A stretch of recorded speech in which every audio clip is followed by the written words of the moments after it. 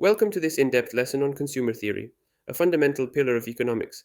It allows us to analyze and understand individuals' purchasing decisions in the marketplace. This theory helps us understand not only what people choose to buy, but also in what quantities. Its primary goal is to explore the mechanisms underlying consumer choices. We will attempt to uncover the principles that guide our everyday spending decisions.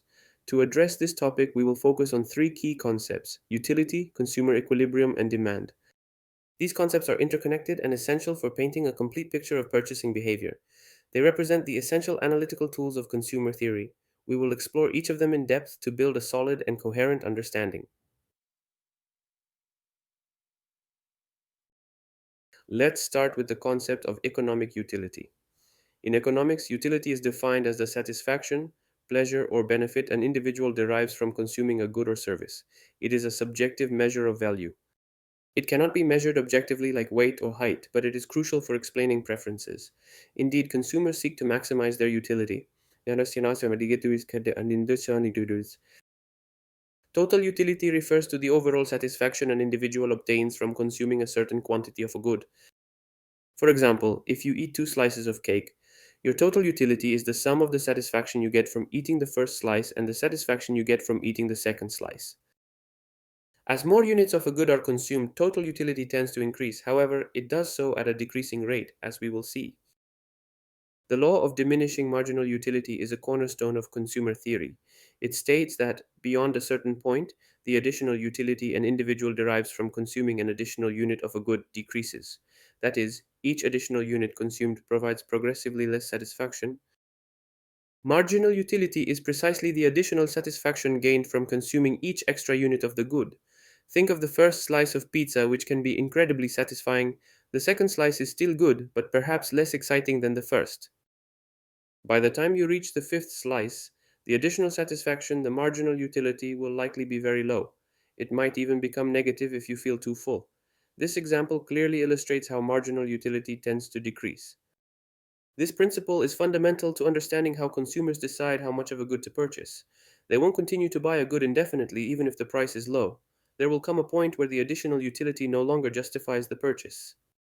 The rational consumer has a very specific goal: to maximize their total utility. They seek to obtain the greatest possible satisfaction from their purchasing choices. However, this pursuit of maximization does not occur in a vacuum. There are significant constraints that influence his decisions. The first and most obvious is limited income. Each individual has a finite amount of money to spend. The second constraint is given by the different prices of goods and services available on the market. Choices are not just about what to buy, but also how much. Consumer equilibrium occurs when the individual allocates his income in such a way as to obtain the maximum possible overall satisfaction.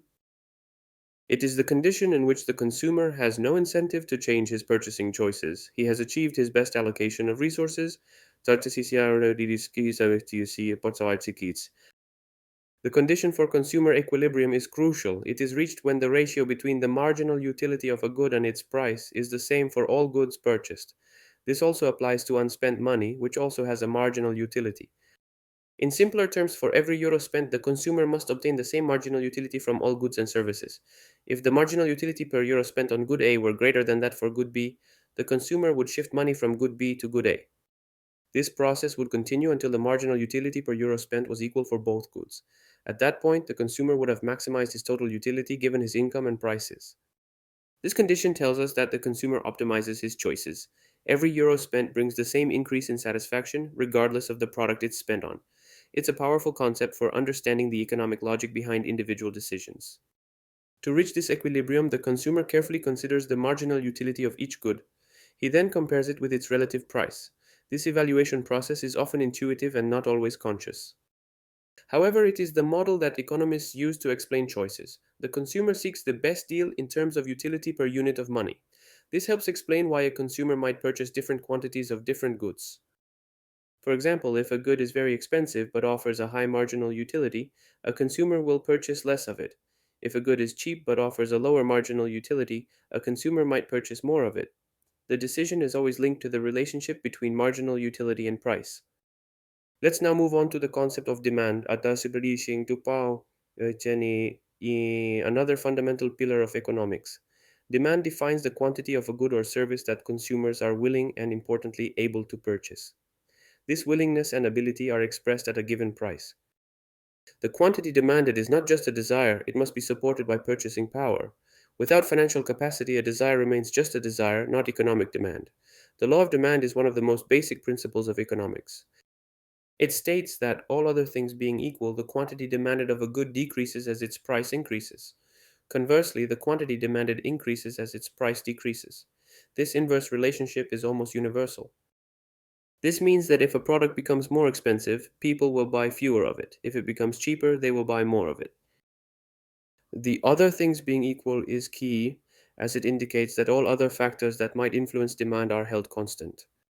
The demand curve is the graphical representation of this inverse relationship between price and quantity demanded. On a graph, price is usually on the vertical axis and quantity demanded on the horizontal axis. The defining feature of the demand curve is its negative or downward slope. This directly reflects the law of demand. Each point on the curve indicates the maximum quantity consumers are willing to purchase at that price. A downward sloping demand curve means that higher prices correspond to lower quantities demanded. Lower prices correspond to higher quantities demanded. This concept is intuitive and observable in everyday life. The shape and position of the demand curve can vary depending on several factors. These include consumers' income, tastes and preferences, the prices of related goods, and future expectations. However, the negative slope remains a fundamental constant. Demand is a dynamic, not static concept. Consumer preferences change, as do prices and incomes. This leads to shifts in the demand curve, which can be to the right, increasing demand, or to the left, decreasing demand. Understanding demand is essential for businesses and policymakers. It allows them to predict how price changes or other factors influence consumer behavior. It is a crucial bridge between consumer theory and market dynamics. After understanding demand, it is important to delve deeper into a related concept, the elasticity of demand. Ini price elasticity measures the sensitivity of the quantity demanded of a good to changes in its price. It tells us how much the quantity demanded changes when the price changes. Demand is defined as elastic when a small change in price causes a relatively large change in quantity demanded. In this case, consumers are very responsive to price changes. A typical example is luxury goods. If the price of a luxury watch increases by even just 5%, the quantity demanded could decrease by 20% or more. This is because luxury goods are non-essential and consumers can easily forego them. Conversely, demand is inelastic when a price change has a limited or proportionally smaller impact on the quantity demanded. Consumers are less responsive. Typically, basic necessities fall into this category. An increase in the price of bread or fuel, for example, won't dramatically decrease the amount people buy. People need them and will continue to buy them even if reluctantly. Several factors influence the elasticity of demand. First, the availability of substitute goods. If there are many substitutes, demand is more elastic because consumers can easily switch to an alternative. Second, the percentage of income spent on the good. If a good represents a small portion of a consumer's budget, its demand tends to be more inelastic. A price increase will have a negligible impact on the total budget. Third, consider time. In the short run, demand tends to be more inelastic. Consumers may not have time to find alternatives or change their habits. In the long run, however, demand becomes more elastic as they have more time to adapt.